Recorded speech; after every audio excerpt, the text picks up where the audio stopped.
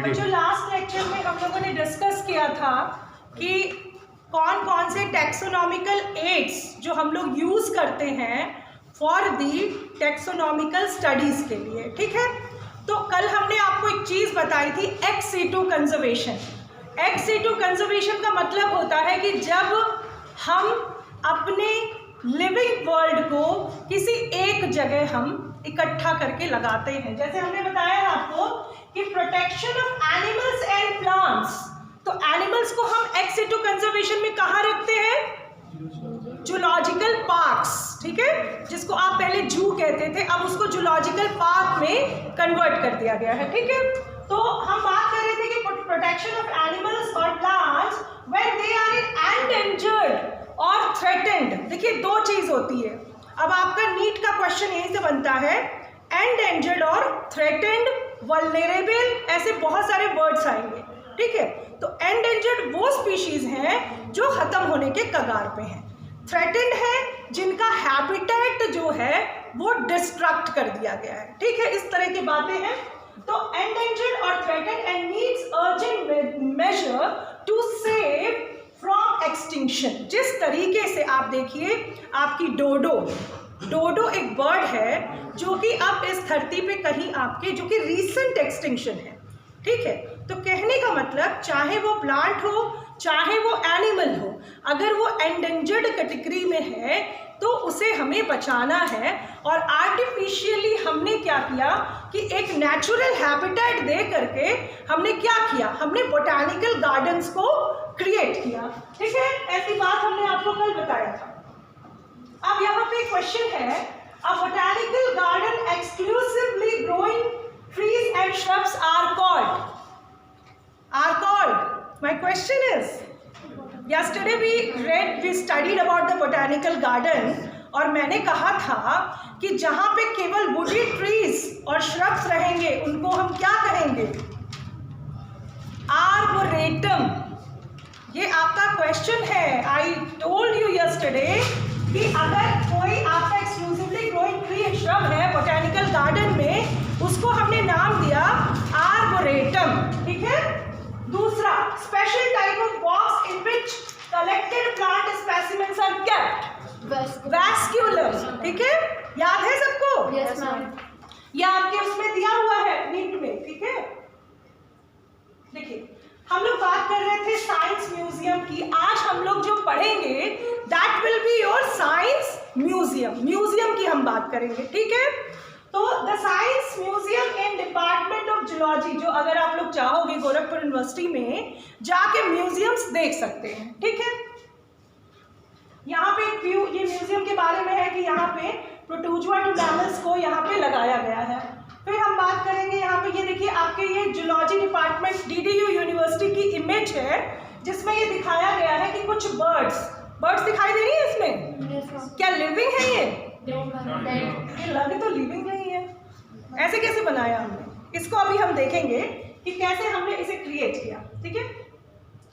ये देखिए ये म्यूजियम है, इसमें इंसेक्ट्स और लोग इसको व्यू कर रहे हैं, देख रहे हैं। ये म्यूजियम का व्यू है, ऐसे लोग घूमने जाते हैं। देखिए ये स्पेसिमेन बॉटल्स हैं, ठीक है। इसी तरह से आप कभी जाओ तो बड़े बड़े स्नेक म्यूजियम्स होते हैं, रेप्टाइल म्यूजियम्स हैं, ऐसे बहुत बड़े बड़े उसमें हॉल्स बने रहते हैं। वहाँ बॉटल्स में या बड़े बड़े जार्स में किसी चीज़ में उसको स्टोर किया जाता है। और ये जो आप देख रहे हैं, ये देखिए बॉटल दिख रहा है ना, इस बॉटल में एक एग्जाम्पल, जैसे आप लोग प्रैक्टिकल्स करते हैं तो आपके पास इस तरह की बॉटल्स दिखाई जाती है, ठीक है। इस बॉटल में आप क्या करते हैं? इसमें एक स्टोरेज के लिए आप एक केमिकल कंपाउंड डालते हैं विच इज योर फॉर्मल्डिहाइड, और उसी का सॉल्यूशन बनाते हैं 40%, जिसका 10% आप लेबोरेटरी पर्पस के लिए लेते हैं विच इज योर फॉर्मालिन। अब ये मैं आपको दिखा रही हूँ कि आपके कोर्स में भी है, एस्कैरिस आपके कोर्स में है, नीट के कोर्स में भी है। तो ये एक म्यूजियम स्टोरेज का तरीका हो गया कि हमने एस्कैरिस, मेल एस्कैरिस और फीमेल एस्कैरिस को डिफ्रेंशिएट करने के लिए हमने उसको क्या किया? स्टोर कर लिया, ठीक है। तो ये दो सैंपल्स, दो आपके म्यूजियम स्पेसिमेंस भी बन सकते हैं। दीज आर लैब स्पेसिमेंस जिसको आप म्यूजियम में भी जाके रख सकते हैं। ठीक है, इस तरह की बातें हम लोग करेंगे। तो हम यहाँ पे देख सकते हैं कि ये हमारा स्नेक का स्पेसिमेन है जो कि हमने स्टोर किया। यहाँ भी बहुत सारे रेप्टाइल्स हमने इसमें स्टोर किए हैं।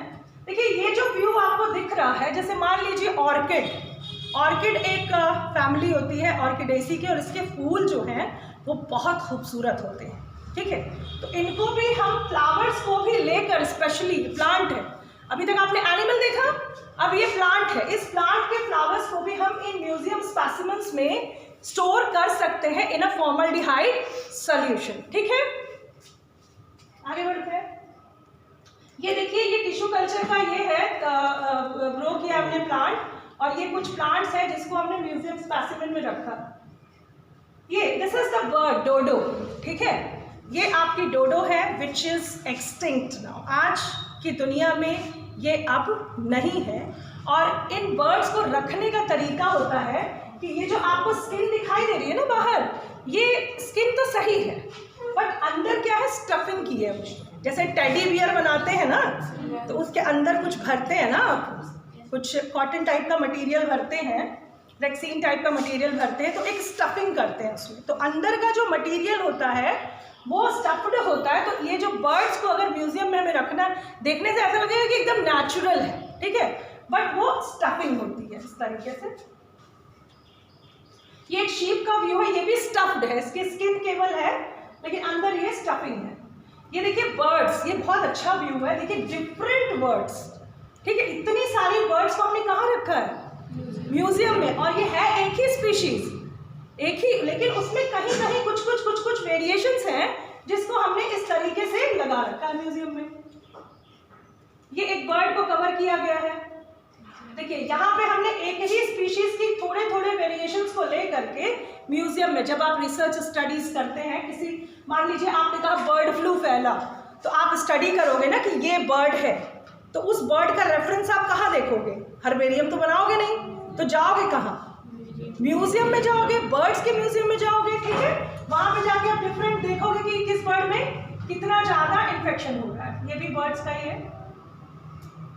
देखिए अब यहाँ पे आपका ये स्किन, जो आपके जानवर होते हैं उनके जो पार्ट्स होते हैं उनको भी इस तरह म्यूजियम में रख सकते हैं। ये बड़े बड़े जानवर है, और ये बोन्स को हम केमिकली ट्रीट करके, मतलब किसी केमिकल से हम ट्रीट करके उसको वहां पे as a in the form of museum रख सकते हैं। Zoological parks. ठीक है, अब हम बात करते हैं जूलॉजिकल पार्क्स की। उससे पहले हम कुछ बात करेंगे म्यूजियम से रिलेटेड। और मान लीजिए फॉर एग्जाम्पल, अगर मुझे कुछ प्लांट्स के सैंपल्स को फॉर द फर्दर स्टडी के पर्पस में एज इट इज मुझे रखना हो, तो हम कैसे रखेंगे। ठीक है, तो उसके लिए हम आपको एक एग्जाम्पल आपको दिखाते हुए बताएंगे। जैसे ये जो प्लांट है, मेरा मन है कि मैं इसको म्यूजियम के फॉर्म में रखूं। ये कौन सा प्लांट है, हाँ, नाम इसका कैक्टस। कौन सा, हिंदी में बताइए, नागफनी। ये बहुत इंपॉर्टेंट प्लांट है आपके नीट के पॉइंट ऑफ व्यू से, क्योंकि इसके अंदर देखिए आप बात कर रहे हैं म्यूजियम की। ठीक है, इसको म्यूजियम में आप स्टोर कर सकते हैं। ये जो प्लांट आप देख रहे हो, ये क्या है, ये लीफ है कि स्टेम है, स्टेम है। ये यहाँ से साइड से इसके ब्रांचेस निकल रही हैं। ये स्टेम है तो लीफ कहाँ है, leaf is turn to spines and stem is converted to leaf-like structure which performs the photosynthesis to reduce the transpiration, यानी वाष्पीकरण को घटाने के लिए इसने अपने आप को कन्वर्ट कर दिया इस तरीके से। और ये मरुस्थलीय पौधा है, यानी कि जीरोफिटिक कंडीशन में सर्वाइव करता है। बाद में आप एक मॉडिफिकेशन इसमें पढ़ेंगे, फिल्लोक्लेड। तो फिल्लोक्लेड में क्या होता है कि stem is modified into leaf like structure and leaf is converted to spines to reduce the transpiration, यानी वाष्पीकरण की प्रक्रिया को कम करने के लिए इस तरह की मॉडिफिकेशन होती है।